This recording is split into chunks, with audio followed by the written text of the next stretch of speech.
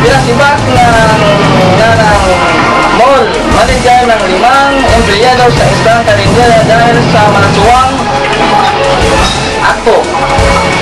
Ayon sa ulat, napahiya ang mga customer dahil sa pinakita nilang kilos at galaw ng mga nasabing empleyado habang naghanda ng pagkain.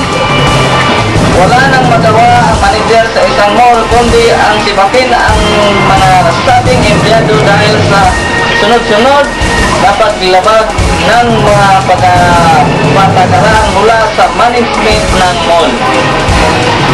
Nagpaalaman ng informante na ang nasabing mga empleyado ay dating mga GRO at mga macho dancer. Pinagabawan nila dati sa KTV bar. Sus naman mga kasama, huwag nating mahayaan maging macho dancer at mga GRO din ang mga customer sa mall.